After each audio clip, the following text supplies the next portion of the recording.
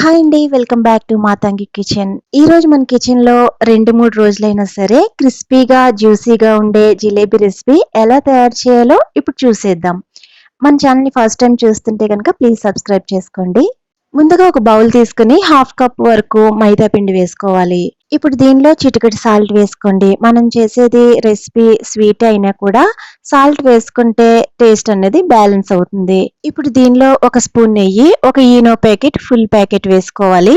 Case మీకు Eno packet వద్దు అనుకుంటే కనుక హాఫ్ స్పూన్ బేకింగ్ పౌడర్ వేసుకుని ఇదంతా కలిసేటట్టు ఒకసారి కలుపుకొని కన్సిస్టెన్సీని అడ్జస్ట్ చేసుకుంటూ వాటర్ వేసుకోవాలి.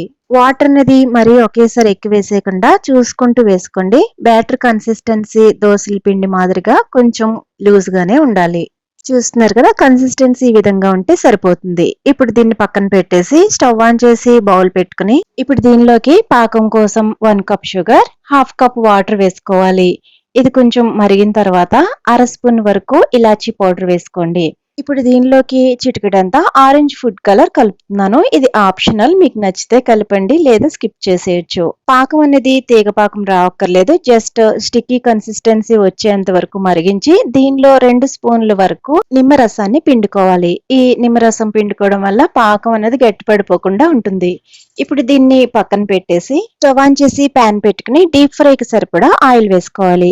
ఈ ఆయిల్ హీట్ అయ్యే లోపు మనం ఆల్రెడీ కలిపి ఉంచుకున్న మైదా పిండి బ్యాటర్ ని ఒకసారి కలుపుకుని ఇప్పుడు ఒక కోన్ షేప్ లో ఉండేటట్లు ఒక మైకా కవర్ ను గాని పాల ప్యాకెట్ కవర్ ను గాని ఈ విధంగా ఇక్కడ చూపిస్తున్న విధంగా కట్ చేసుకోవాలి.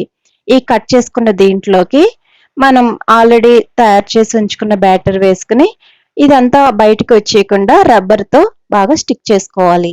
ఇప్పుడు ఒక వైపున చిన్నగా కట్ చేసుకుని బ్యాటర్ అనేది బాగా లావుగా వచ్చేయకుండా ఇక్కడ చూపిస్తున్న విధంగా చిన్నగా హోల్ చేసుకుని ఉంచుకోవాలి.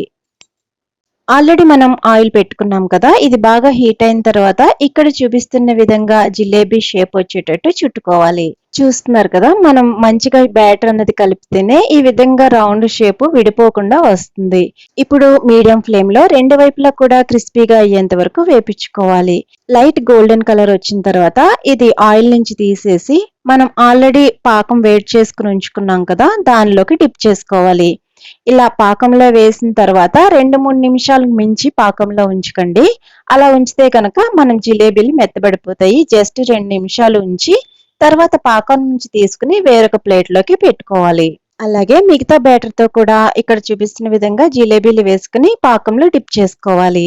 ఈ జిలేబీలు వేపించేటప్పుడే కొంచెం ఎక్కువసేపు వేపిస్తే తొందరగా మెత్తబడిపోకుండా క్రిస్పీగా ఉంటాయి. అంతేనండి, చాలా ఈజీగా జిలేబీ రెసిపీ ఇంట్లో తయారు చేసుకోవచ్చు. చాలా నిమిషాల్లో అయిపోయే రెసిపీ ఇది. మనం ఇంట్లో ఎవరైనా చుట్టాలు వచ్చినప్పుడు గానీ పిల్లలు స్నాక్స్ అడిగినప్పుడు గానీ ఇలా ఈజీగా పెట్టేయచ్చు. ఈ వీడియోను లైక్ చేయడం అస్సలు మర్చిపోవద్దు. అలాగే సబ్స్క్రైబ్ చేసుకోండి. మరో మంచి రెసిపీతో మళ్ళీ రేపు కలుద్దాం. అంతవరకు టేక్ కేర్. Bye bye.